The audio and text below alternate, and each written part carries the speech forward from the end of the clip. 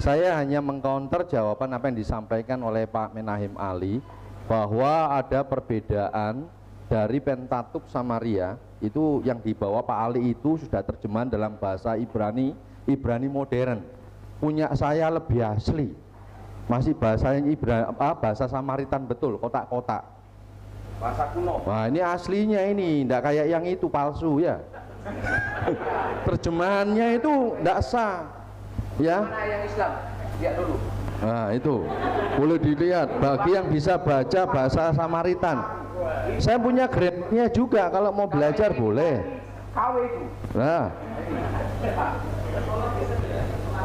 Nah, begini masalahnya. Kenapa? Alkitab juga begitu, Pak. Jadi di Alkitab itu ya ada naskah ini, Pak. Oh, beda jauh. Alkitab beda jauh. Terlalu bisa saya buktikan loh itu, Pak. Ini juga, Pak, perbedaan mushaf itu loh. Kalau Bapak bilang pertemuan yang lalu, coba cek aja contoh. Tunggu. Dialog yang lalu saya sudah kasih contoh. Wah, soalnya sampai nggak ngerti bahasa Arab, nggak ngerti tulisan Arab, itu ngawur. Ini bahasanya. Ngawur. Kalau Pak Manurung proses pewahyuan, ya, jangan kemana-mana. Ya, Saya lucu lihat Pak moderator ini. ya, proses pewahyuan. Memang kita membahas tentang seputar Al-Quran. Ini sudah agak keluar konteks. Coba Bapak lihat ini judulnya, membedah keaslian kitab Makanya suci. proses subtema Iya. adalah Kalau mereka berbicara tentang Alkitab boleh, kalau kita berbicara Al-Quran nggak boleh, kan nggak fair itu. ini loh proses pewahyuan. Nggak fair itu. Karena itu dua-duanya saya stop, Pak. Nggak fair. Perang mulut, perang buku, perang argumen, perang sumber-sumber primer atau manuskrip-manuskrip, juga inskripsi-inskripsi. Itulah yang akan kita saksikan dalam debat lintas agama Islam Kristen, Ustadz Menachem Ali dan Ustadz Masyud versus Pendeta Dr. Pangeran Manurung CS dalam debat lintas agama bertajuk Membedah Keaslian Proses Pewahyuan Kitab Suci. Sebagai catatan bahwa ada ketidakadilan dalam debat lintas agama ini sebab moderator seringkali mengganggu pembicara Kristen dengan memotong pembicaraan, bahkan ada sedikit intervensi terhadap pembicara Kristen. Kita saksikan. Assalamualaikum warahmatullahi wabarakatuh. Saya akan mulai dulu dari pembahasan mengenai kitab Al-Masakhif yang kemarin diangkat oleh Pak Manurung. Jadi Pak Manurung membawa kitab Al-Masakhif terjemahan. Tulisan dari Arthur Jeffrey, judul bahasa Inggrisnya Material for the History of the Text of the Quran. Jadi ini berbicara mengenai the old Codices, jadi kodek lama, mushaf lama, menurut Arthur Jeffrey. Nah, ini saya bawakan kitab Al-Masakhif yang asli, yang berbahasa Arab, 2 jilid. Jadi 2 jilid ini kitab Al-Masakhif yang asli, yang berbahasa Arab, karena Ibn Dawud menulisnya dalam bahasa Arab, bukan bahasa Inggris. Dan yang versi bahasa Inggris itu hanya 1 jilid, itu pun teksnya dipotong-potong oleh Arthur Jeffrey sehingga tidak jujur sesuai dengan teks aslinya. Dan ini harus dipahami bahwa Arthur Jeffrey telah melakukan penipuan secara akademik. Itu catatan saya yang pertama. Yang kedua, beliau mempersalahkan mengenai pembakaran mushaf Ibnu Mas'ud. Tetapi kalau saya mau merujuk teksnya Arthur Jeffrey, beliau mencantumkan mengenai teks versi Ibnu Mas'ud. Misalnya mengenai Malik Yaumiddin, oleh Ibnu Mas'ud dibaca Malik Yaumiddin. Bagi Pak Manurung itu sebetulnya teks yang bertentangan. Yang satu kenapa disebut Malik Yaumiddin, yang satu disebut Malik Yaumiddin. Berarti teks Quran tidak asli menurut Pak Manurung, sekaligus menurut Pak Arthur Jeffrey. Tapi apakah betul itu dalam tradisi Islam? Saya akan bawakan 2 mushaf. Yang satu ini saya beli di Maroko, bacaannya Malik Yaumiddin. Yang satu yang kita punya itu bacaannya Malik Yaumiddin. bacaan ya. Tulisannya apakah sama atau berbeda? Ini ada yang Muslim dan ada yang Kristen, silakan datang untuk periksa saya jujur ataukah tidak. Ada? Mau cek di sini? Silakan. Mana yang bisa baca tulis? Ada di sini. Itu ada orang-orang asli itu. Ini coba. Ini dari, kalau tidak salah dari Filistin. Ini dari Palestina. Surat Al-Fatihah. Maliki Yaumiddin. Saya untuk bukti aja ya. Sebab mic-nya mungkin bisa didekatkan, Ustaz. Ini coba baca. Maliki Yaumiddin. Maliki Yaumiddin. Maliki Yaumiddin. Maliki Yaumiddin. Tulisannya mim, lam, Kaf. kaf. Yang punya kita semua mengatakan Maliki Yaumiddin. Tulisannya mim, lam dan kaf.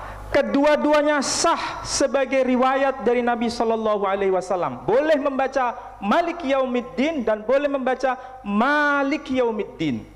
Artinya ini bukan mana yang asli, mana yang palsu. Kedua-duanya dianggap sah dari Nabi Shallallahu Alaihi Wasallam. Jadi ini bukan teks yang varian, teks yang berbeda. Tapi memang Nabi mengizinkan dua-duanya boleh dibaca. Kenapa?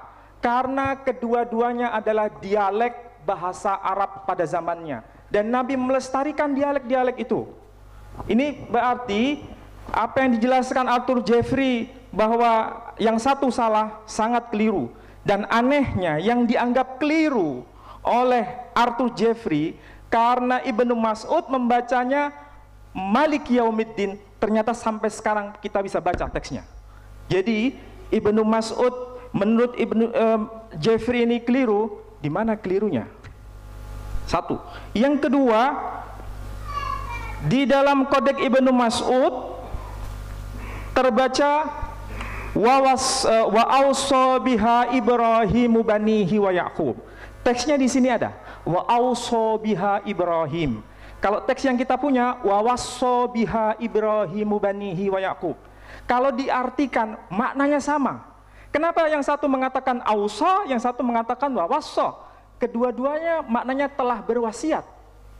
Jadi kedua-duanya dibenarkan oleh Nabi karena tergantung pada dialek. Dan Quran sah dua-duanya. Di Maroko dipakai, di kita juga memakainya. Jadi yang ditulis oleh Arthur Jeffrey menerjemahkan ketidakjujuran, dipotong-potong. Padahal di sini dijelaskan mana yang dhaif, mana yang maudhu, mana yang mutawatir, ada di sini. Tapi Arthur Jeffrey melakukan penipuan kepada kita semua bagi mereka yang tidak baca kitab Al-Masahib. Termasuk Pak Manurung juga melakukan penipuan.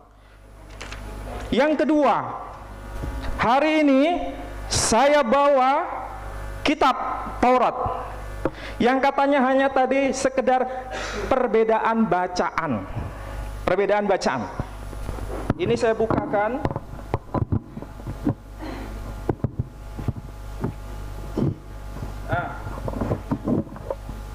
Mungkin yang Kristen boleh lihat di sini. Ada yang Kristen? Silakan datang ke sini. Saya minta yang Kristen datang ke sini untuk membuktikan saya bohong ataukah tidak. Yang Kristen. Kalau yang Muslim tak boleh datang ke sini. Yang Kristen datang. Ini kejujuran, ini bukan penipuan. Mana yang Kristen? Mana ada yang datang? Coba lihat teks ini. Silakan moderator membolehkan, silakan. Sudah tahu. Berarti Silahkan. bukan salah bacaan. Pak Manurung mengakui banyak kalimat-kalimat, bukan kata, tapi kalimat, bahkan sampai pada pasal-pasal berbeda antara Samaria, Taurat Samaria dan Taurat Yahudi. Kalau tadi dikatakan orang Samaria yang katanya melakukan pengubahan, sekarang kita balik bertanya, yang melakukan pengubahan itu orang Samarianya ataukah orang Yahudinya?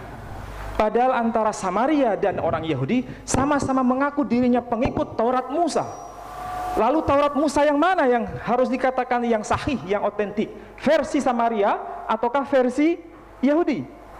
Ini ya, yang pertama. Yang kedua, memang betul orang Samaria hanya mengakui Taurat 5 kitab Musa, tapi kitab Nevi'im, Ketuvim ditolak oleh Samaria karena itu tidak dianggap wahyu.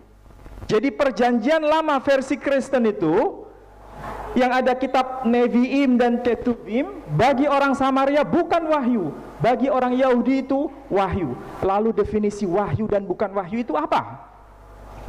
Meskipun mereka sama-sama sepakat kitab Tauratnya wahyu, tapi Tauratnya pun tidak sama persis, tapi banyak beda. Tapi kalau kodeks Quran ini yang saya jelaskan, semua sama, artinya sama-sama mengakui 114 surat. Hanya masalahnya Malik Yaumiddin atau Malik Yaumiddin. 3 menit. Ayahsabu annama lahu ahladah. Kita baca begitu. Orang di Maroko yahsibu annama lahu ahladah. Tidak ada masalah. Karena memang Quran tidak ada fathah, kasrah, dhamma. Cara bacanya tergantung pada dialek. Saya kira itu dulu. Ada sisa waktu? Ada 2 menit. 2 menit. 2,5 malah. Mengenai kisah para rasul. Nah, ingat, kisah para rasul itu ada di dalam kitab Perjanjian Baru. Orang Yahudi tidak mengakui kitab Perjanjian Baru. Bagi orang Kristen, kitab Perjanjian Baru atau Injil disebut Evangelion. Tapi bagi orang Yahudi itu bukan kitab wahyu, tapi dianggap Avongelion, kitab orang-orang sesat. Ini pikiran orang Yahudi ya, bukan orang Islam. Orang Yahudi mengatakan itu kitab Avongelion, kitab orang-orang sesat, bukan Evangelion, bukan kabar baik. Oleh karena itu, kalau ada perbedaan dengan Perjanjian Lama dan Perjanjian Baru, orang Yahudi menolak semua Perjanjian Baru karena banyak perbedaan dengan Perjanjian Lama. Salah satunya mengenai tadi masalah makam Yakub itu di mana? Apakah di Sikem ataukah di tempat lain? Teksnya secara jelas di sini, Yakub dan anak-anaknya dimakamkan di tempat yang sama. Bukan hanya anak-anaknya yang dimakamkan di Sikem, tapi Yakub masuk juga dalam kategori mereka dimakamkan di Sikem. Tapi faktanya bukan di Sikem makamnya bagi orang Yahudi, tapi di Hebron. Hebron dan Sikem itu lokasinya antara utara dan selatan, jauh sekali, jauh sekali. Makam Yakub itu bersandingan dengan makam Ishak dan makam Ibrahim di Hebron. 1 menit. Jadi sekali lagi penjelasan Pak Manurung memang melakukan sesuatu yang sifatnya penipuan karena kita dianggap tidak mengerti bahasa Yunani, dianggap tidak mengerti bahasa-bahasa asli Alkitab. Itulah kesalahan kaum muslimin sebenarnya. Kenapa tidak menguasai bahasa Yunani? Kenapa tidak menguasai bahasa Ibrani? Kenapa tidak menguasai bahasa Suryani? Dan kesalahan juga bagi pihak Kristen tidak mengetahui bahasa Arabnya. Sehingga saya berdialog dengan siapa yang tidak mengerti bahasa Arab di sini sekarang. Jadi sekarang harus belajar semua. Ya, terima kasih atas waktu yang diberikan kepada saya. Saya hanya mengcounter jawaban apa yang disampaikan oleh Pak Menahim Ali, bahwa ada perbedaan dari Pentateuch Samaria, itu yang dibawa Pak Ali itu sudah terjemahan dalam bahasa Ibrani modern. Punya saya lebih asli. Masih bahasanya bahasa Samaritan betul, kotak-kotak. Bahasa kuno. Wah, ini aslinya ini, enggak kayak yang itu palsu ya. Terjemahannya itu enggak sah. Ya. Mana yang Islam? Lihat dulu. Nah, itu. Boleh dilihat bagi yang bisa baca bahasa Samaritan. Saya punya grade-nya juga, kalau mau belajar boleh. Nah, begini masalahnya. Kita juga perlu tahu bahwa naskah ini ditemukannya atau diperkirakan baru ada itu yang penemuan terbaru sekitar abad ke-5 Masehi. Memang waktu kelompok Samaria ini pisah dari orang Yahudi itu sekitar abad ke-4 sebelum Masehi, karena bentuk kesakithatiannya mereka. Sebetulnya kalau kita mau ngomong jujur, kalau tadi dikatakan dari teks yang ada, kita juga harus tahu bahwa ini sama naskah aslinya seperti kayak Dead Sea Scroll, sama mungkin Masoretic Text yang dianggap lebih baru dari abad ke-7, semua orang mengatakan pasti, bahkan maaf, dalam Al-Quran sendiri diakui Taurat bahasa apa Pak? Ibrani kan? Bukan bahasa Samaria kan? Berarti ini boleh dikatakan, maaf, menurut kepercayaan Anda sendiri, ini terjemahan. Kalau terjemahan, apakah ini firman Tuhan? Ini juga menjadi pertanyaan juga kan? Nah, memang makanya kita dalam setiap kita jujur orang Kristen ini. Kita punya ilmu yang namanya kritik teks, membandingkan naskah-naskah dan terjemahan-terjemahan yang ada. Kalau misalkan apa yang dikatakan dalam perjanjian baru itu boleh dikatakan, maaf, mungkin dikatakan banyak kejanggalan dalam mengutip perjanjian lama, kita pun punya, ada ilmunya untuk mempelajari itu. Bagaimana seperti Rasul Paulus mengutip perjanjian lama yang dikutip dari Septuaginta dibandingkan juga dengan naskah Masoretik teksnya.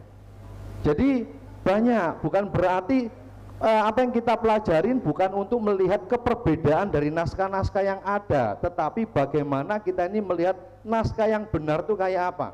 Inilah kejujuran yang kita dari orang Kristen dalam mempelajari kitabnya. Kalau misalkan ada perbedaannya di mana? Dilacak. Oh ya, kurang 5 menit. Oke. Ya, plus minus 5 menit, Pak. Saya bisa tambah dikit. Oke, 5 ya. menit. Kalau mungkin mau ditambahi Pak Manurung, Pak Oke. Pak Pangeran Manurung, silakan. Saya mau munculkan ini inskripsi kuno penyalinan Quran. Jadi saya berharap sekali supaya ini bisa tampil di LCD, ya.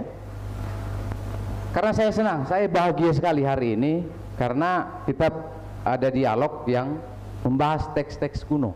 Ini yang kerinduan saya, supaya umat itu cerdas. Jadi bukan asumsi-asumsi. Kita sekarang belajar kepada sejarah. Kalau tadi Pak Ali berkata bahwa ada manuskrip dalam perjanjian baru, betul itu, sangat betul, dan harus kami akui. Tulisan Arab abad ke-6, abad ke-5, begini tulisan Arabnya. Jadi pada zaman Nabi Muhammad sebenarnya tulisan huruf Arab itu tidak seperti sekarang. Kalau sekarang kan itu kufi, Pak, ya. Iya, sudah lebih bagus. Jadi dia kritiknya kalau sekarang itu bagus, sudah bagus.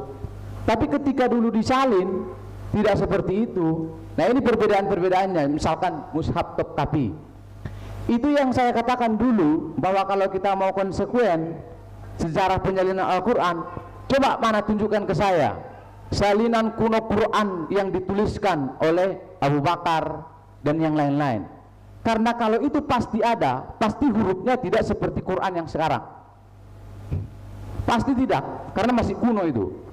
Jadi begini dulu pada zaman Nabi dan sesudahnya itu, ya kayak begini tulisan huruf Arabnya. Ya, ini koin-koin yang ditemukan. Kalau sekarang sudah bagus hurufnya. Ya, ini Samarkand manuskrip, ada lagi Sanaa manuskrip Quran. Itu berbeda-beda, Pak, bukan hanya tanda bacaannya. Sama seperti tadi Taurat Samaria itu. Jadi sebenarnya Bapak Ibu, kalau kita mau jujur, kasus kita itu sama. 2 menit. Jadi manuskripnya juga berbeda-beda, mushaf-mushafnya berbeda-beda, baik tanda baca, baik tulisannya, baik isinya. Itu. Tapi kalau kami mengakui, kalau Pak Ali nggak mau mengakui, karena nggak mau jujur dengan sejarah. Kalau saya mau jujur, itu perbedaannya, itu perbedaannya. Ini loh, mushaf-mushaf Quran pada zaman dulu begini, tulisannya, hurufnya begini, yang saya tampilkan. Nah, itu yang pertama. Tapi yang kedua, tadi jawab pertanyaan saya belum dijawab loh itu Pak Moderator, tentang istilah-istilah. Iya, masalah waktu aja. Iya, itu tidak ada dijawab sama kawan-kawan Muslim ini. Bukan, jadi tolong dijawab. Mungkin belum. Supaya saya juga mengerti gitu loh. Iya. Karena banyak pertanyaan saya, tapi tidak ada yang dijawab, kan nggak enak gitu. Saya puji karena Saya kan, pulang nanti nggak bisa tidur. saya puji karena ini kan berarti kan kita Iya. ada keingintahuan. Iya, saya ingin tahu. Serius, ini Bahkan saya kemarin ke rumah Pak Ali. Saya bilang saya mau belajar bahasa Arab Pak Ali, supaya saya ngerti. Iya, bagus tuh. Oke, terima kasih. Assalamualaikum warahmatullahi wabarakatuh. Setengah menit Sudah Pak. didermakan. Kali ini saya ikhlaskan. ya. Nampaknya memang kita harus banyak belajar ya. Kejujuran sering diungkapkan dengan kata-kata, tapi faktanya kejujuran itu adalah ketidakjujuran itu sendiri. Jadi Pak Manurung berkali-kali melakukan pernyataan yang kontradiktif dengan apa yang dia kehendaki, bahwa Alkitab atau Bible, Taurat Samaria tidak ada sesuatu yang masalah.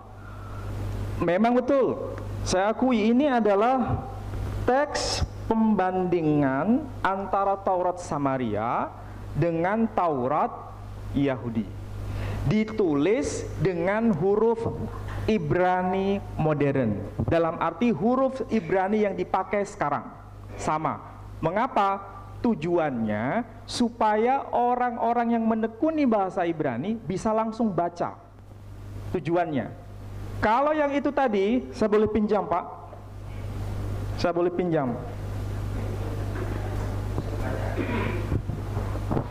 Kalau ini memang huruf Samaria, tapi saya yakin dia sendiri nggak bisa baca teks ini. Karena teks ini, tapi dia bisa menguji saya untuk membaca teks. Nah, ini perkecualian karena ini bolehlah. Nah. Coba. Oh, ke toilet. Oh, maaf. Saya Ini kira teks Samaria. ke toilet rupanya. Saya kira mau ikut baca tadi. Saya kira mau ikut baca. Bisa dibaca. Nanti saya baca dan dia baca. Bacaan siapa yang melakukan penyelewengan. Nanti bisa dibaca. Teks ini semua orang Kristen tidak bisa baca, kecuali orang Yahudi Samaria. Orang Samaria. Orang Yahudi agak susah karena huruf ini dianggap huruf yang paling kuno, tapi bacaannya sama. Jadi bukan ini bertabrakan dengan ini, bukan terjemahan. Ini teks asli, tapi dengan huruf Ibrani modern. Sama seperti kita menggunakan huruf Arab modern yang sekarang, tadi huruf Arab yang kuno, tapi kalau dibaca sama, bukan berarti saya menggunakan terjemahan. Dia melakukan penipuan terhadap apa yang saya katakan. Siapa yang menipu di sini? Pak Heni sebagai pendeta seharusnya jujur, tidak boleh begitu.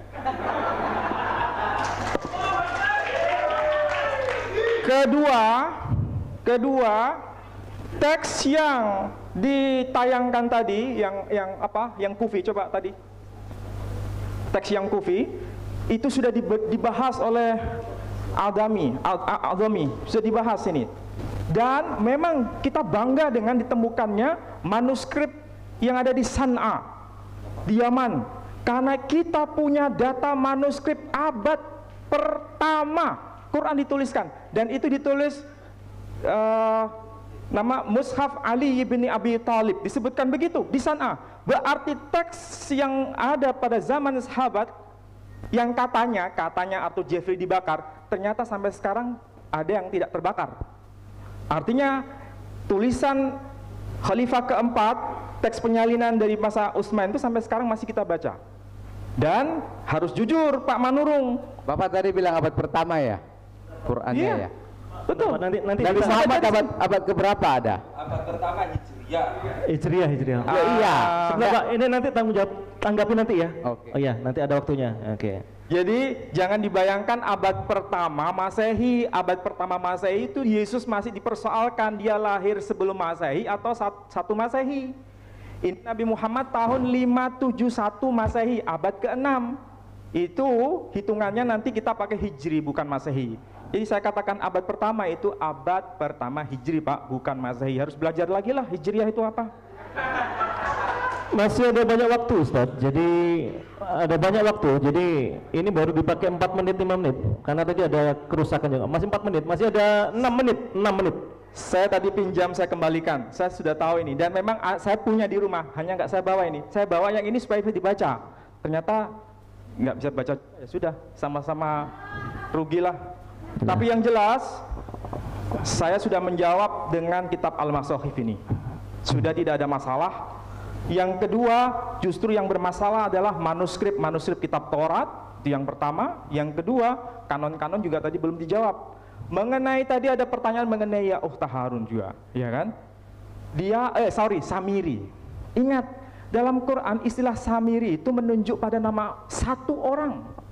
Iya. Sedangkan Samaria dalam bahasa Ibrani, tadi Pak Pendeta Heni mengatakan itu bahasa Samaria. Bahasa Samaria itu tidak ada orang Samaria yang berbahasa Ibrani, bukan bahasa Samaria.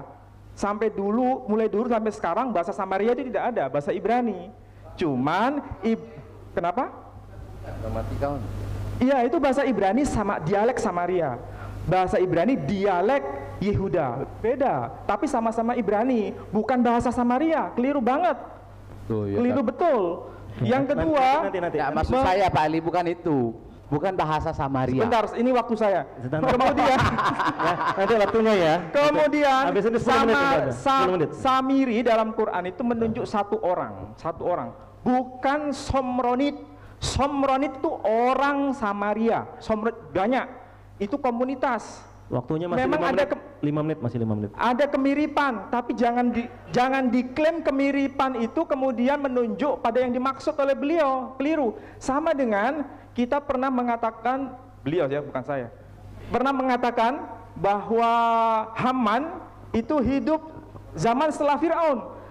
Quran mengatakan Haman itu hidup sezaman dengan Fir'aun, dan teks dari inskripsi di Mesir tertulis nama Haman sampai sekarang bisa kita kaji dengan huruf hieroglif. Tapi masalahnya, sejarah itu dianggap sejarah kalau tercantum dalam kitab suci Kristen ataukah tercantum dalam teks yang diinskripsi. Kalau saya merujuknya pada inskripsi, Quran lebih membuktikan itu sesuai dengan inskripsi daripada yang tercantum dalam Bible. Saya kira itu dulu. Tapi kalau kita lihat pengumpulannya itu masih terus dilakukan. Sudah saya kutip tadi Al-Bukhari, As-Sayuti, itu bukan dari Kristen itu kan, jelas itu dari kawan-kawan Muslim yang tulisan-tulisannya menjadi rujukan para sarjana-sarjana cendekiawan Muslim yang bisa dipertanggungjawabkan. Jadi pengumpulannya bahkan masih dicari itu Al-Quran itu ke sumber-sumber yang lain, sudah tadi saya sampaikan. Nah itu yang pertama. Yang kedua, secara logika kalau Al-Quran itu hanya diwahyukan kepada Nabi Muhammad satu orang, lalu budayanya pun sama, ya kan, tempatnya pun sama di Mekah, kenapa banyak perbedaan-perbedaan di dalam Al-Quran? Contoh perbedaan peristiwa Maryam dan malaikat dalam Quran 3 ayat 45, malaikat berkata dalam kalimat yang panjang, tapi dalam kitab yang lain Quran 19 ayat 19 malaikat berkata dengan kalimat yang pendek. Nanti Bapak Ibu bisa baca Al-Quran. Lalu jawaban Maryam dalam Quran 3 ayat 45 sampai 47 berbeda dengan Quran 19 ayat 19. Jawaban Allah lewat Jibril juga berbeda dalam Quran 3 ayat 45 sampai 47 dan Quran 19 ayat 19. Jadi itu berbeda-beda. Nah, kalau memang dalam Alkitab sudah saya katakan banyak perbedaan-perbedaan dari sudut pandang, karena ditulis oleh orang yang berbeda, zaman yang berbeda, tempat yang berbeda, bahasa yang berbeda, budaya yang berbeda, adat istiadat yang berbeda. Sudah saya jelaskan itu kenapa banyak perbedaan-perbedaan dalam Alkitab, dan kami mengakui itu. Nah sekarang saya tampilkan ayat-ayat Al-Quran yang mengindikasikan bahwa ada perbedaan-perbedaan peristiwa. Mestinya kan ini tidak boleh ada dalam Al-Quran, karena ingat Al-Quran diwahyukan hanya kepada Nabi, hanya kepada satu orang, tidak diwahyukan kepada orang lain. Nah lalu ada perbedaan angka juga ada, saya juga sudah tampilkan tapi belum dijawab sama Pak Ali dan Pak Masud ya. Perbedaan Musa bertemu dengan Allah dalam Quran 20 ayat 9, Quran 27, Quran 28, itu juga berbeda ditulis. Kitab yang lain menuliskan begini, kitab yang Quran 27 menuliskan yang begini, kitab yang lain juga menuliskan lain, jadi berlainan.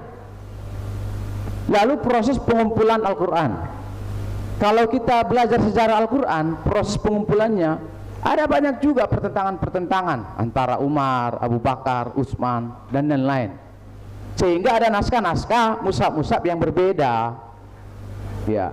Jadi ada itu. Kalau tadi Pak Ali berkata yang saya katakan ini bahasa Inggris, enggak, ini bahasa Arab Pak, bahasa Arab. Jadi ini bahasa Arab. Jadi yang dia jelaskan beliau itu bahasa Arab. Ini kayaknya kalau di foto bagus nih. Iya. Ya, coba foto, rangkulan dulu lah, rangkulan dulu lah. Oke, jadi kalau Anda tidak melihat ini, memang bahasa Arab seakan-akan bahasa Arab semua. Ini saya bolehkan ya.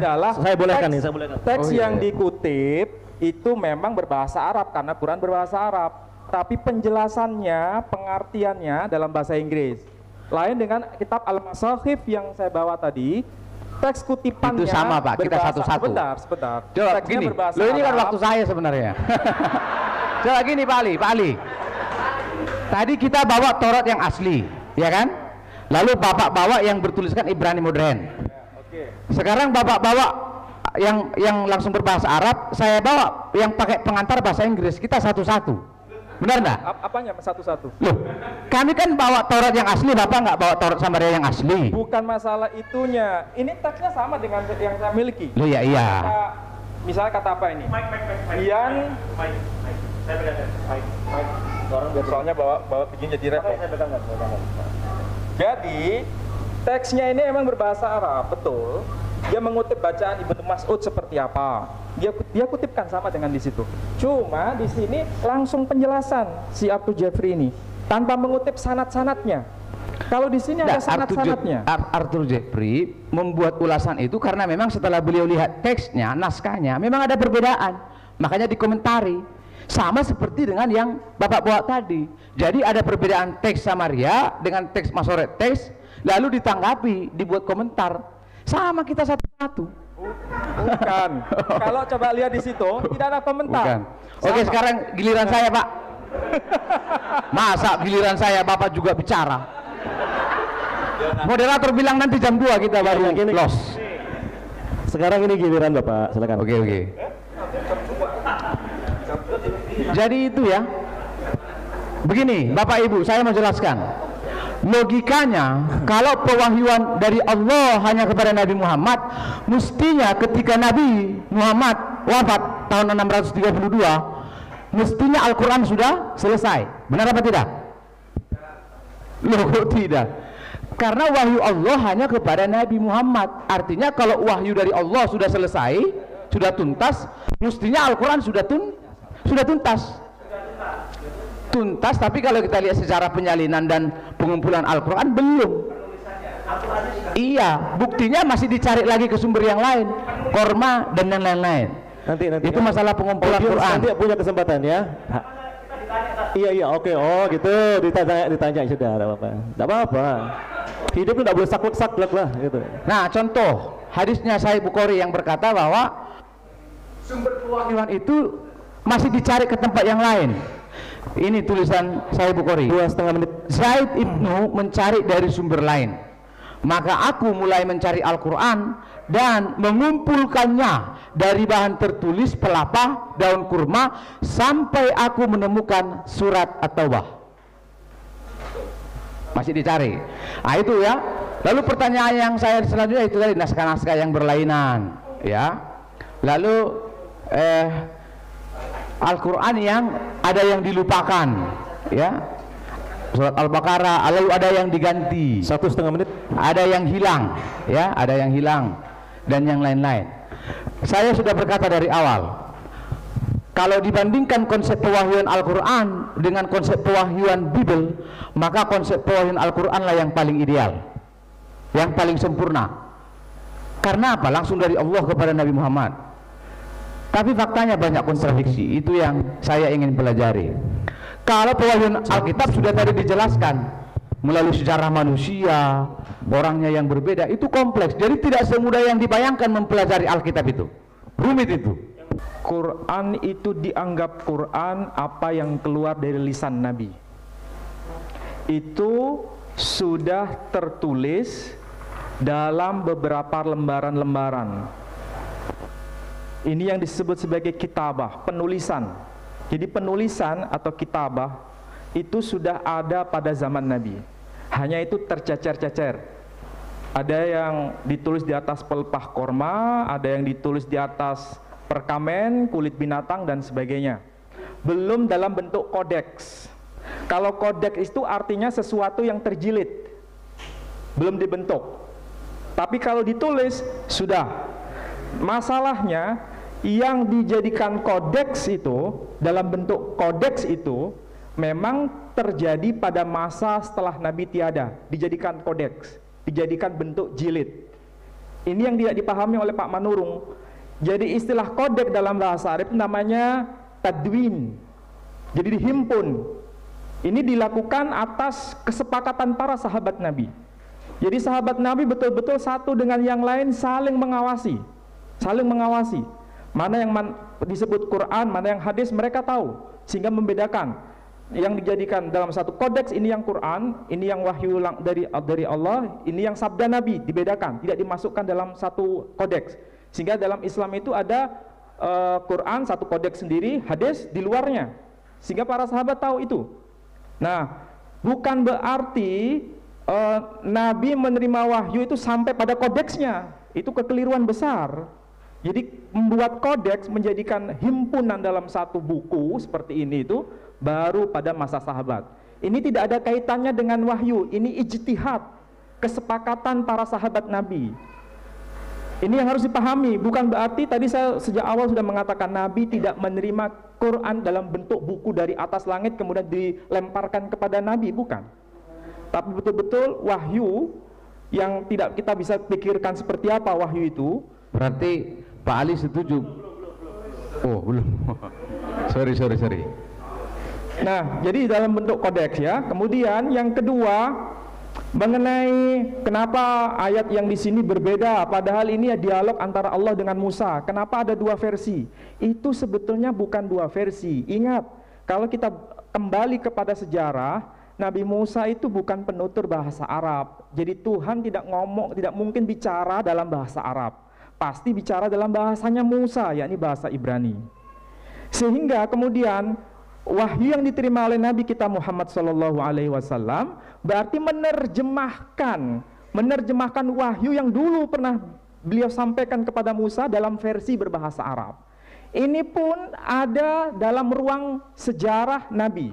Nabi menerima wahyu itu tidak sekaligus, tapi berangsur-angsur. Karena berangsur-angsur ada penyesuaian dengan keadaan. Itulah yang kemudian dalam Islam disebut asbabun nuzul, asal usul turunnya ayat.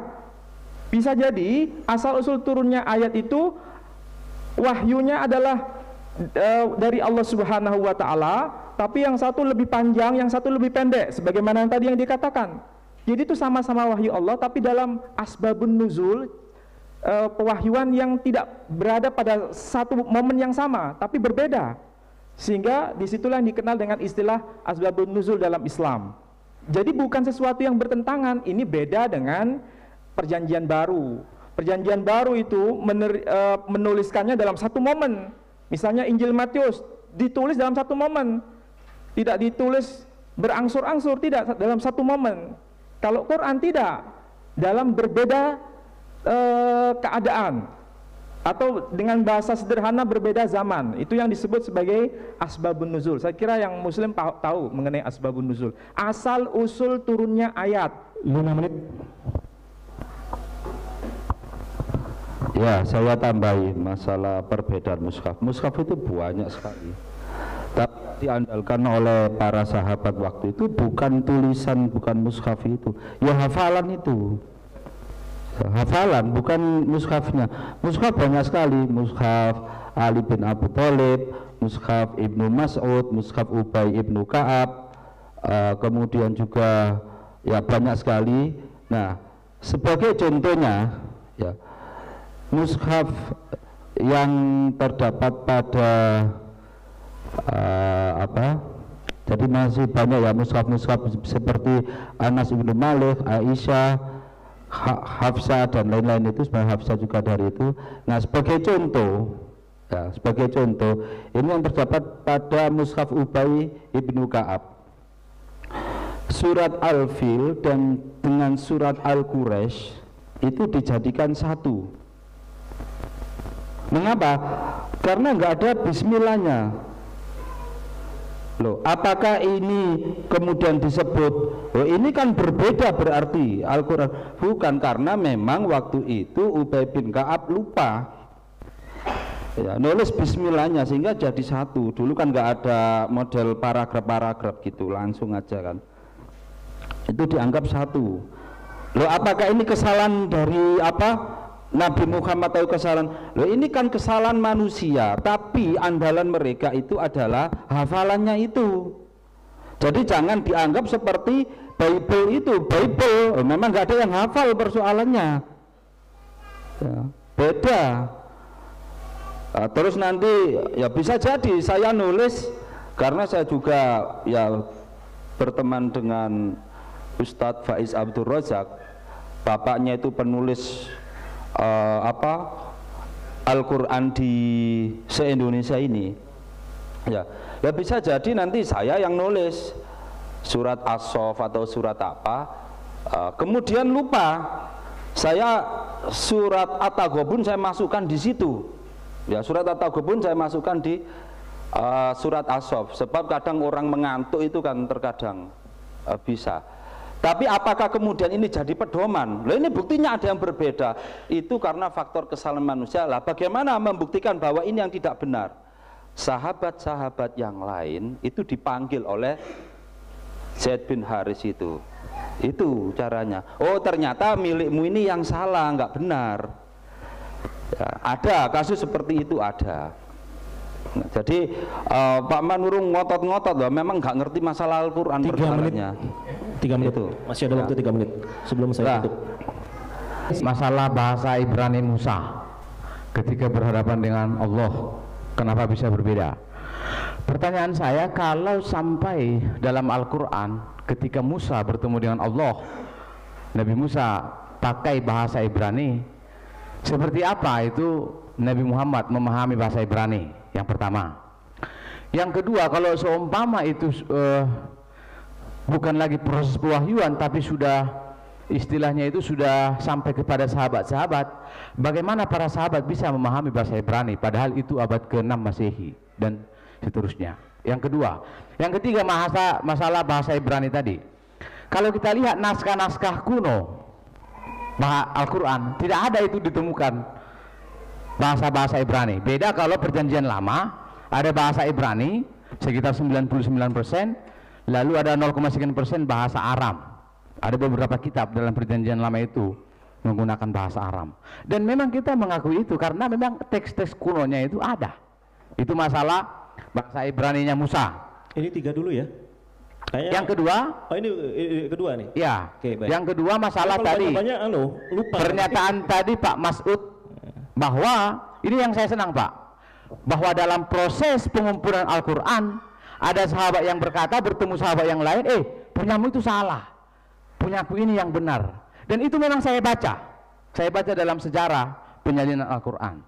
Jadi saya bersyukur, berbahagia karena Pak Mas'ud berani mengatakan hal itu, bahwa dalam sejarah penyusunan Al-Quran ada di antara mushaf sahabat itu yang berbeda-beda, ada yang salah, ada yang benar, ada yang lengkap, ada yang kurang lengkap. Yang ketiga, ucapan Nabi Muhammad yang ada dalam Al-Quran. Berarti kalau ada ucapan Nabi Muhammad dalam Al-Quran, itu berarti tidak semua Al-Quran itu merupakan wahyu dari Allah, karena ada firman dari, itu tadi dikatakan oleh Pak Mas'ud, ada firman dari yang barakah kul tadi itu. Iya. Qul a'udzu birabbil falaq misalnya, atau qul a'udzu birabbin nas gitu ya. Okay. Ya, walaupun itu yang dimaksud sebagai ucapan Nabi Muhammad dari Pak Mandurang adalah kata qul, ya. Ini dalam bahasa Arab qul, ucapkanlah gitu kan. Iya. Ya. Lalu itu ya. Jadi kalau itu benar berarti tidak semua Al-Qur'an itu merupakan firman dari Allah.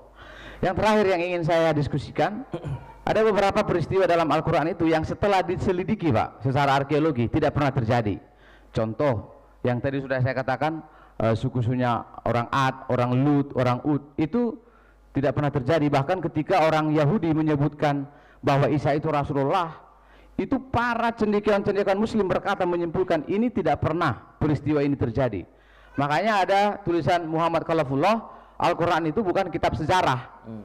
Di sini beliau berkata bahwa setelah dicek peristiwa-peristiwa dalam Al-Quran, itu ada beberapa yang memang tidak pernah terjadi, yang tidak pernah terjadi, sehingga beliau menyimpulkan Quran itu tidak berisi peristiwa sejarah yang bisa. Tulisan siapa ini? Muhammad Khalafullah. Muhammad Khalafullah. Ini para Madinah ini yang menerbitkan. Oh, para Madinah. Iya, para Madinah ini. Jadi saya ini Bapak Ibu ya, kalau mengutip-ngutip itu bukan kutipan asal-asalan. Jadi yang selalu akademis. Ya.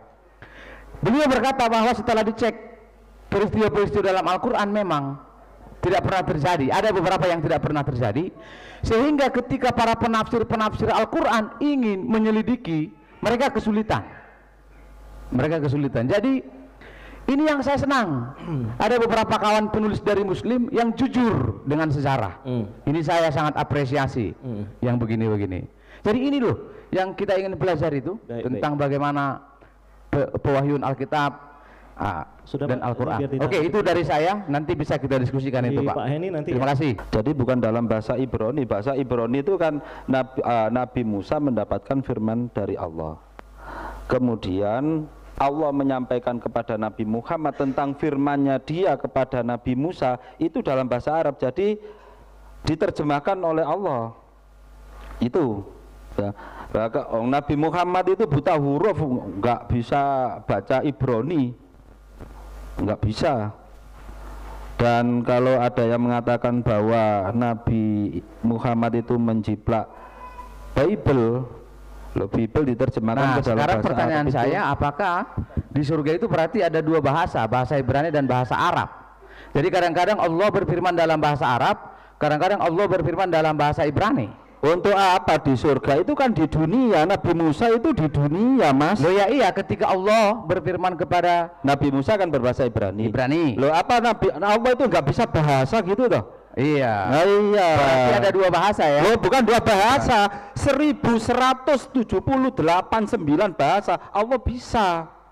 Nah sekarang saya yang ingin saya pelajari, Pak, coba teksnya ada enggak naskahnya itu yang ada dalam bentuk bahasa Ibrani, karena tadi Pak Ali berkata berbahasa Ibrani. Loh, naskah firman Allah yang pada Nabi Musa. Ya. Ya bahasa Ibrani, bahasa Arab lo nggak ngerti. Ditulis dalam Al-Quran itu loh. Kenapa? Dalam Al-Quran.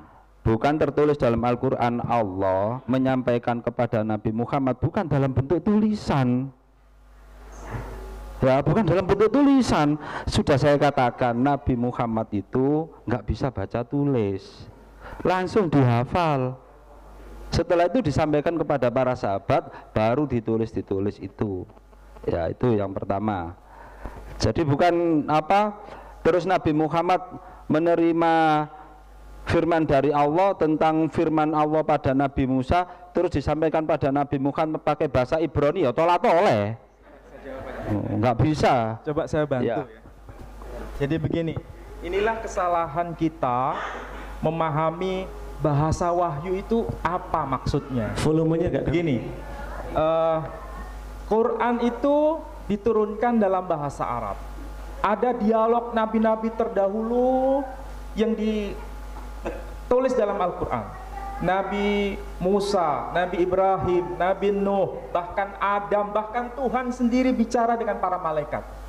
Itu dalam Al-Quran, seakan-akan Tuhan itu berbicara dalam bahasa Arab. Karena nabinya orang Arab, maka wahyunya pun berbahasa Arab. Sehingga jangan mengesankan bahwa Tuhan sejak awal itu bicara dalam bahasa Arab kepada Adam, kepada setan, kepada Nuh, kepada Nabi Muhammad, bahkan kepada Isa pun dalam bahasa Arab. Sangat keliru, sangat keliru. Sebagaimana orang Kristen juga keliru memahami Tuhan bicara kepada Adam, kepada Nuh, kepada Abraham dalam bahasa Ibrani, karena Bible Perjanjian Lama tertulis dalam bahasa Ibrani. Ini kesalahan yang sama-sama salah. Karena tidak mungkin Nabi Nuh bicara dalam bahasa Ibrani, karena bahasa Ibrani itu baru muncul belakangan. Tapi kalau kita baca Perjanjian Lama berbahasa Ibrani, apakah kita mengatakan Nabi Nuh dan Tuhan sendiri bicara dalam bahasa Ibrani? Kesalahan yang fatal ini. Sebagaimana Muslim juga salah bila Tuhan bicara dengan Nabi Nuh bicara dalam bahasa Arab. Nuh itu sangat panjang usianya dan jauh jaraknya dengan zaman Nabi Muhammad. Jadi bahasanya pun tidak mungkin bahasa Arab. Kemudian kenapa kok bisa muncul dalam versi bahasa Arab? Inilah wahyu. Dalam arti wahyu itu jangan dipahami dengan huruf per huruf, kata per kata dengan bahasa. Sangat keliru. Jadi yang dimaksud kalamullah itu bahasa Tuhan apa? Wallahu a'lam, tidak tahu kita. Tapi ketika itu diturunkan ke dunia, dia mengikuti bahasa dunia ini. Kalau kepada Nabi Nuh dia pakai bahasa Nuh, kepada Adam dia pakai bahasa Adam. Sekarang ini ada kutub ekstrim yang Kristen fundamental mengatakan Tuhan bicara sejak awal dan sampai kepada Isa itu bahasanya Ibrani semua. Yang Muslim yang fundamental dalam arti yang kurang begitu cerdas memahami Tuhan bicara dengan setan pun berbahasa Arab.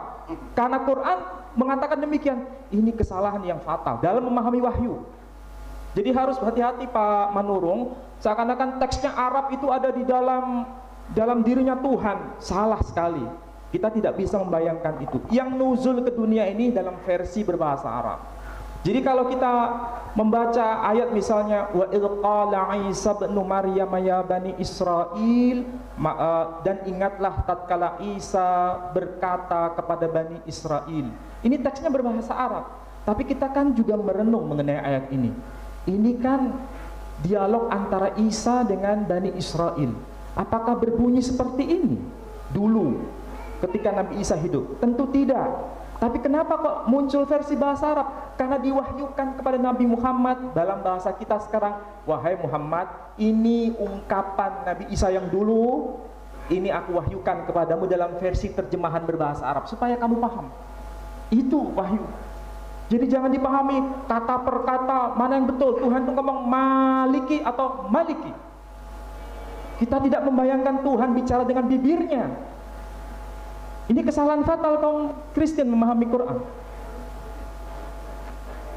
Saya kira kita harus sama-sama belajar. Jadi kesalahan ada dua belah pihak. Kristen juga salah, Kristen juga salah. Bila seakan-akan Tuhan berbicara dalam bahasa aslinya seperti yang kita maksudkan bahasa Ibrani. Kalau tadi saya mengatakan Quran berbahasa Ibrani, tidak ada. Artinya wahyu Quran dalam bahasa Arab ya, tapi dialog-dialog yang dulu oleh para nabi itu dalam bahasa kaumnya. Bilisani qaumih. Quran menyebutkan nabi diutus bilisani qaumih, dengan bahasa kaumnya. Kaumnya itu siapa? Kalau bukan Arab ya pasti bahasanya bahasa Ajam. Jangan salah. Saya mengakui Quran itu banyak istilah-istilah yang bukan hanya Arab.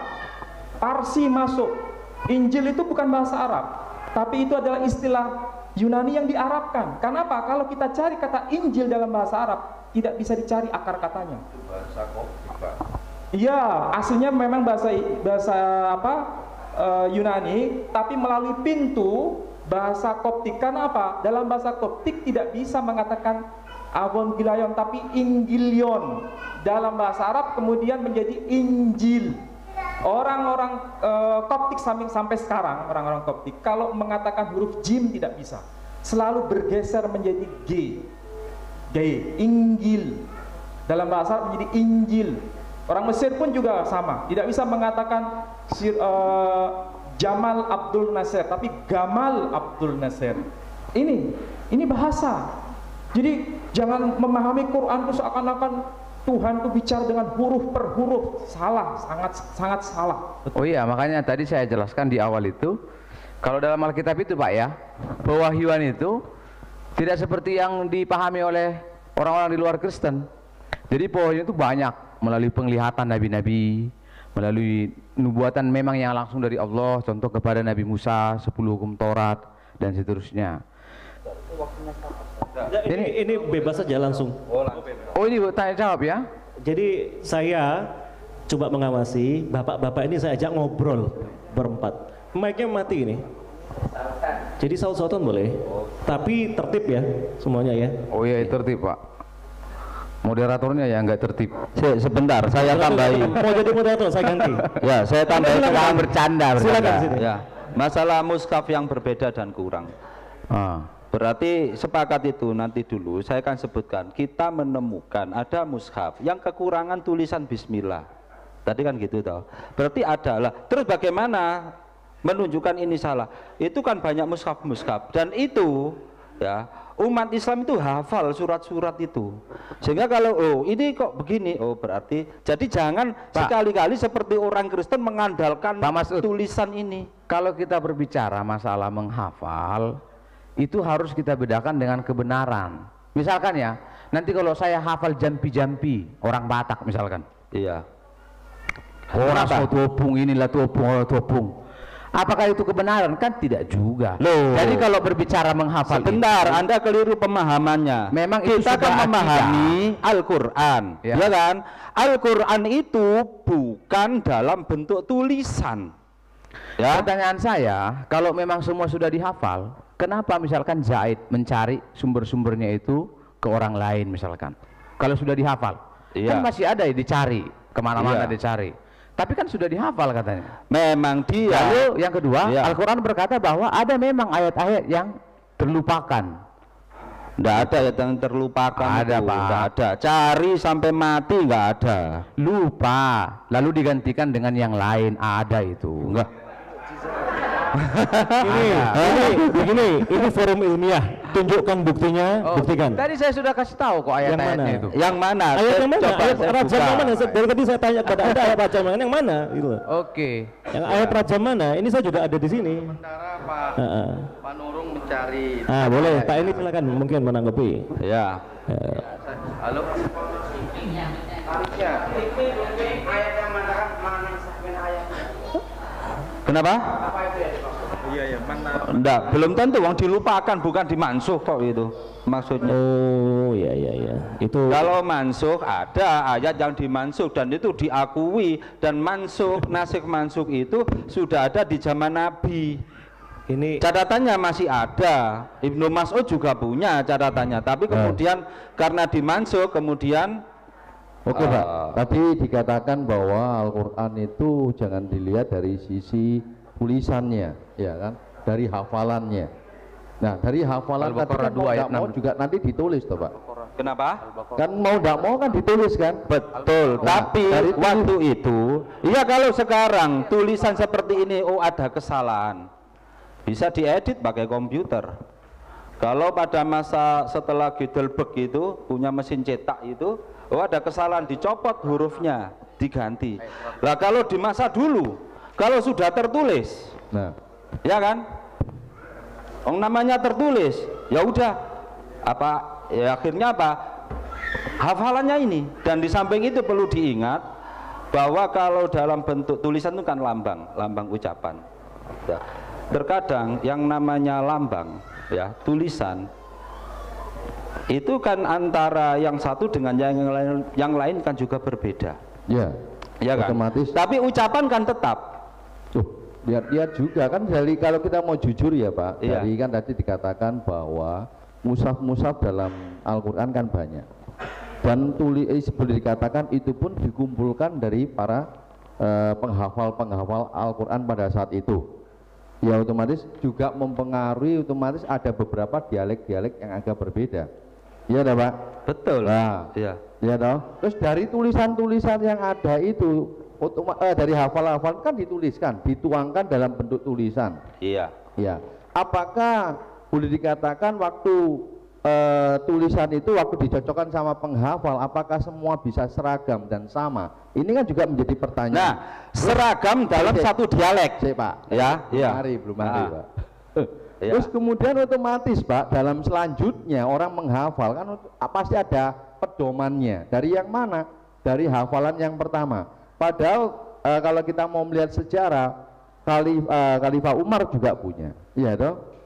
Ali juga punya, Utsman juga punya. Lah, yang jadi pertanyaan kan kenapa kok semua yang lainnya dibakar cuma punya dia atau enggak?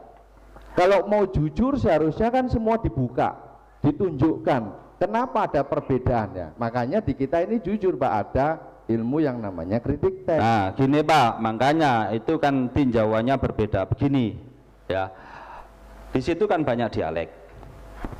Ya, dialek. Nah, dialek Nabi Muhammad itu Quraisy, bukan Abigail. Ya. Nah, dialek yang asli Pak, apa Al-Qur'an, ya yang pertama ini yang diterima oleh Nabi Muhammad. Memang Nabi Muhammad mengizinkan dengan dialek-dialek yang lain. Lah, dengan adanya munculnya dialek-dialek setelah Islam menyebar kemana-mana, kemudian bacaannya berbeda, itu kan berbahaya. Meskipun itu dibenarkan dan tidak mengubah arti loh ya, tidak mengubah arti dan maksud dialek-dialek itu. Ya, contohnya gini aja, paling gampang. Sama. Kenapa? Alkitab juga begitu Pak. Jadi di Alkitab itu ya ada naskah ini Pak. Oh beda jauh, Alkitab beda jauh. Bisa saya buktikan itu Pak. Iya, itu Bapak menyimpulkan. Terlalu. Jadi setelah kita cek, Iya. teks-teksnya Pak, kunonya itu langsung kita cek. Ada perbedaan-perbedaan. Naskah-naskahnya itu ada perbedaan-perbedaan, tapi tidak perbedaan makna. Seperti itu tadi yang saya katakan menanggapi Bukan teks makna Pak, Samaria. arti. Iya. Bukan makna loh ya. Tidak membuat ada arti yang berbeda. Tidak ada arti yang berbeda. Tadi kan sudah diungkapkan oleh Pak Ali, ada yang maknanya artinya itu berbeda, ada.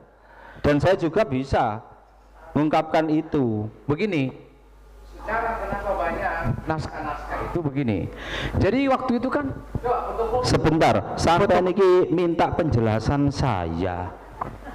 Ataukah sampean ingin tadi itu sampean minta penjelasan saya? oh iya ya. Ya, jadi biar ini tadi belum selesai kan. Oke, silakan Pak. Ya. Nah, jadi perlu diingat dengan adanya dialek-dialek ini setelah Islam menyebar kemana-mana, berbeda dialek kan bahaya. Orang di luar Arab kan juga nggak ngerti kok beda, itu kan berbahaya. Akhirnya disatukanlah dialek itu.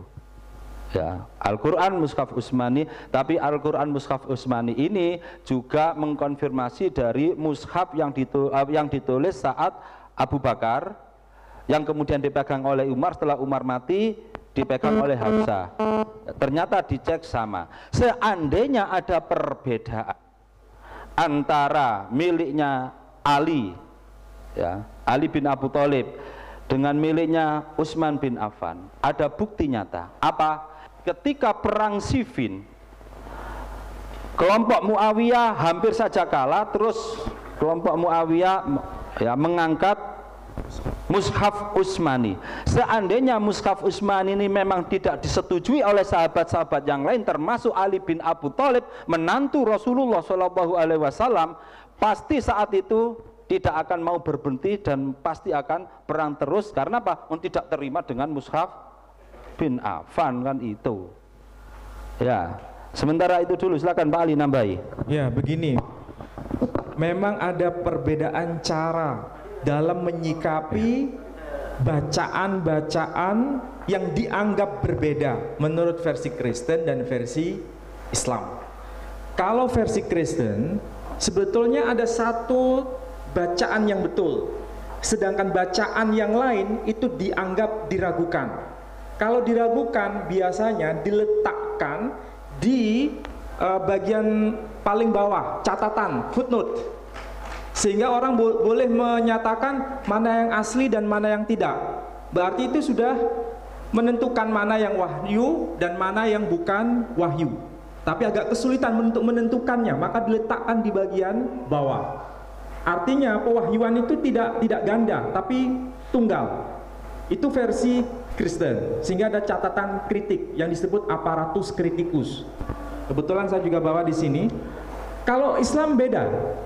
Kitab suci itu memang mengenal semacam multiple readings, bacaan yang beragam dalam arti dialeknya itu.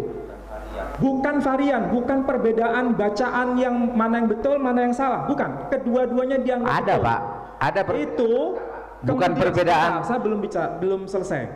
Kemudian sebagai bukti tidak dimasukkan sebagai catatan kritik, tapi dibuat mushaf yang berbeda. Bukan berarti mushafnya yang satu salah, yang satu benar, bukan. Ada beberapa mushaf sama-sama Utsmani ini melestarikan yang dialek kumpulan dari Ibnu Mas'ud. Ada di sini. Yang satu nanti dialek yang lain.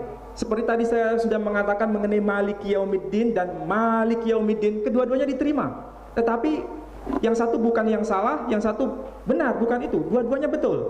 Tapi tidak dimasukkan dalam aparat kritik. Itu cara beda menyikapi kalau dianggap perbedaan, ya. Kalau dianggap perbedaan, padahal itu substansinya berbeda antara versi Kristen dan versi Islam. Kemudian yang kedua, saya ambil contoh mengenai apa itu, soal ini aja. Ini fakta yang tidak bisa dipungkiri. Orang boleh bertanya apakah dia Kristen, Yahudi, apakah Muslim. Sebetulnya Ibrahim itu bahasanya apa? Bukankah Ibrahim itu menikah dengan Hajar dan Sarah, ya? Kalau menurut Bible, Ibrahim itu sampai ke tanah Mesir, kemudian bertemu dengan Fir'aun. Kalau menurut perjanjian lama itu bahasanya bahasa Ibrani, karena ditulis dalam bahasa Ibrani. Tapi apakah betul Fir'aun berbicara dengan Abraham itu dalam bahasa Ibrani? Saya kira ini terlalu gegabah untuk menyimpulkan itu. Dan tidak mungkin berbahasa Ibrani, apalagi berbahasa Koptik, apalagi berbahasa Arab, sangat keliru. Karena sekarang sudah ditemukan inskripsi lempengan tanah liat itu berbahasa Akkadia. Bahasa Akkadia zaman Ibrahim itu adalah bahasa masyarakat Mesopotamia. Tapi anehnya lempengan tanah liat ini ditemukan di Mesir dan ditemukan di Palestina. Berbahasa Akkadia. Dan anehnya lagi, yang lebih amazing, mengejutkan kita, itu mengenai surat dagang. Kalau begitu, bahasa Kalau bicara Ibrahim, masalah naskah, Pak, bahasa Ibrahim, bukan hanya bahasa Akkadia.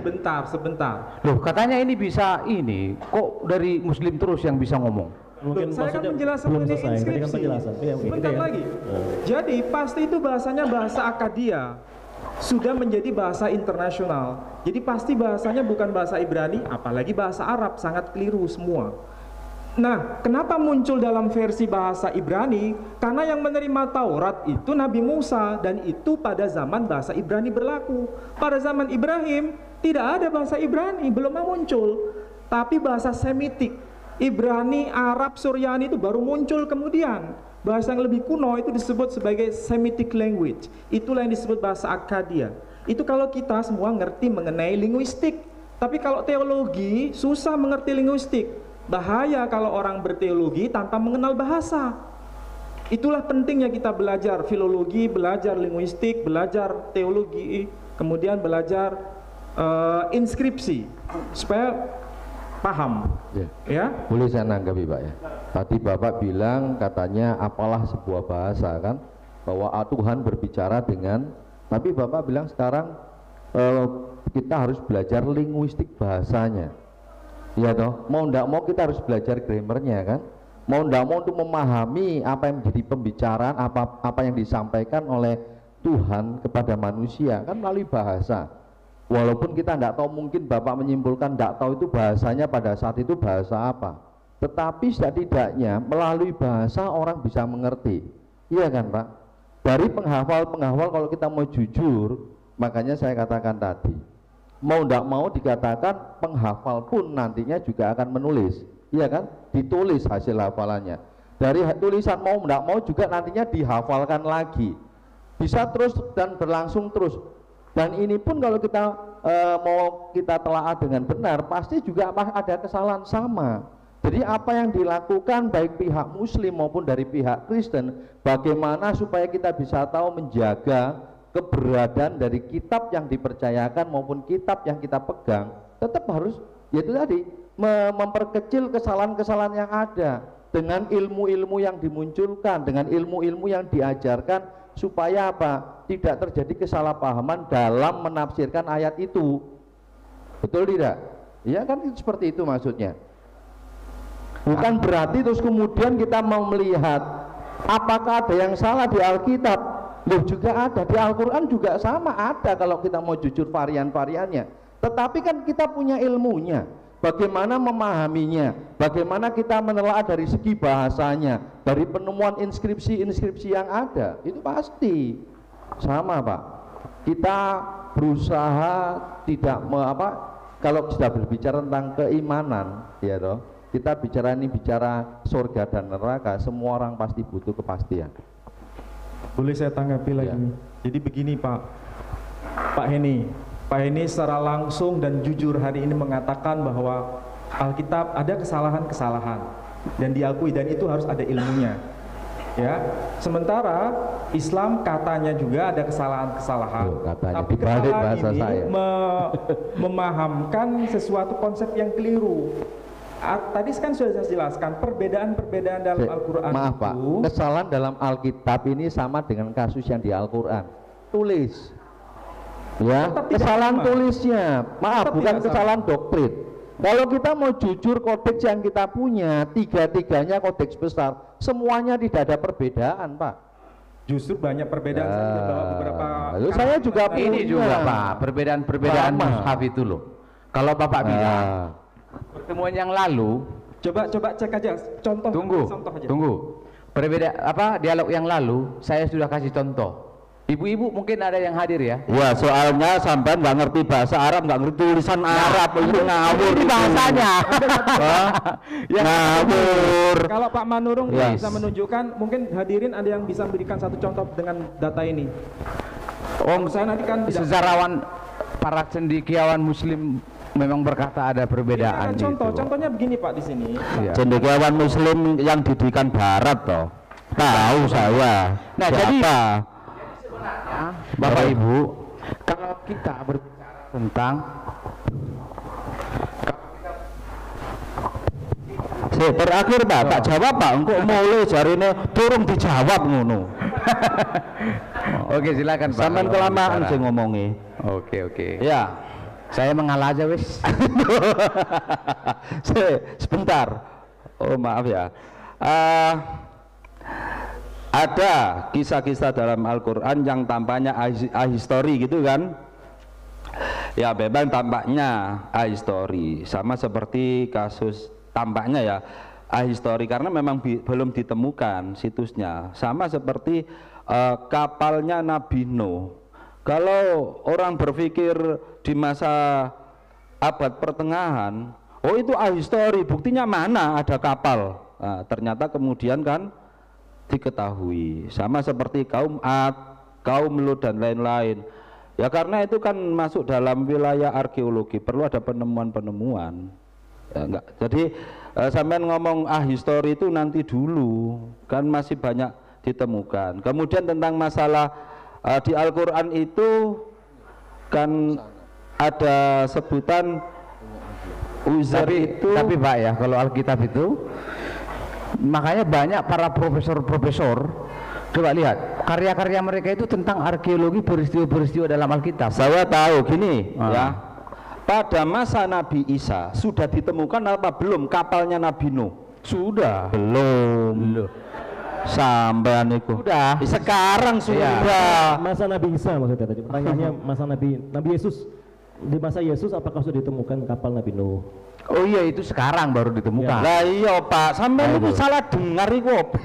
Tapi kalau kita bandingkan dengan arkeologi Al-Quran, memang Pak dituliskan oleh Muhammad Khalafullah. Oh, itu belum lengkap Pak. Belum lengkap itu, masih banyak. Jadi apakah kemudian saya yang Wah, Begini, contohnya gini ya, contohnya kalau sampean mengatakan itu ada yang ahistori, apakah itu sudah betul-betul dunia ini hampir kiamat sehingga tidak akan ditemukan lagi gitu? perbandingannya begini. Ah, Perjanjian Lama Taurat itu ditulis tahun 1445 sebelum Masehi. ya. Quran Terus Fir'aun, abad ke-5. mayat Fir'aun Masehi. bertemu tahun berapa? Ketemu Jadi tahun sudah berapa? lebih modern. Sebentar, Ya. mayat Fir'aun ditemukan di tepi di pantai itu tahun berapa? Ya modern sebenarnya. Lah iya. Nah, tapi begini Pak, saya bandingkan ya. Arkeologi peristiwa dalam Alkitab itu sangat kuno. Jadi misalkan Abraham itu abad ke-14 sebelum Masehi ya, yang Nuh ya ditemukan. Tapi kita lihat Iya, ditemukan tahun berapa? dalam Al-Quran sampai sekarang tidak ditemukan peristiwa-peristiwa. Bahwa itu cara berpikir yang salah. Tidak ditemukan atau belum ditemukan? Tidak ditemukan. Ya kan? Makanya belajar ilmu logika yang benar sampean itu. Coba sekarang Iya. sajikan kepada saya arkeologi tentang peristiwa Al-Quran. Loh, banyak ya, hampir sama dengan itu. Coba saya mau lihat. Hampir sama kan? Loh, saya mau lihat, coba ada enggak arkeologi yang membahas tentang peristiwa dalam Al-Quran? Banyak. Ensiklopedia Al-Quran. Ayo besok saya bawakan gimana? Boleh. Ya kan? Sudah. Bapak tampilkan supaya Kenapa? kita bisa melihat. Loh, sekarang saya bawa Pak. Ayo sekarang gini aja, saya ajak ke toko buku di Ampel aja, banyak itu buku-bukunya. Ayo sekarang aja ya, setelah pulang ayo tak tunjukkan ada peta Al-Quran, peta hadis full color. Ayo. Saya adik, supaya kita ini terlihat Sebentar, ini sudah agak keluar konteks. Hari ini membahas mengenai proses pewahyuan. Ya, proses pewahyuan. Saya mau bicara bahasa apa? Bahasa Arab, Inggris atau Ibrani? Proses pewahyuan. Ngerti semua bahasa Indonesia kan? Proses pewahyuan. Ya. Jangan kemana-mana. Saya lucu lihat Pak moderator ini. Ya, proses pewahyuan. Memang kita membahas tentang seputar Nah, Al-Quran. ini sudah agak keluar konteks. Coba Bapak lihat ini judulnya, membedah keaslian kitab Makanya suci. proses subtema Iya. adalah Kalau mereka berbicara tentang Alkitab boleh, kalau kita berbicara Al-Quran nggak boleh, kan nggak fair itu. ini loh proses pewahyuan. Nggak fair itu. Karena itu dua-duanya saya stop, Pak. Nggak fair. Nggak fair apa? Dua-duanya saya stop, Anda saya stop, beliau saya stop. Ada tidak? Ya. Baik saudara-saudara sekalian, saya sudah menghadirkan bagi kita full perdebatan lintas agama antara Islam Kristen, Manacem Ali Ustadz Masyud versus Pendeta Dr. Pangeran Manurung CS, sebagaimana yang telah saya tampilkan tadi dalam topik bahasan membedah keaslian proses pewahyuan kitab suci, Bible, dan Quran, dan soal mana yang benar di antara penjelasan kedua narasumber dalam perdebatan ini, silakan evaluasi sendiri, analisa sendiri, dan berikan kesimpulan. Jadi sudah sangat cukup jelas, saya sudah hadirkan full videonya, dan kiranya ini boleh mengedukasi kita semua, mencerahkan kita semua, untuk semakin beriman, semakin berilmu dalam agama yang kita anut masing-masing. Salam.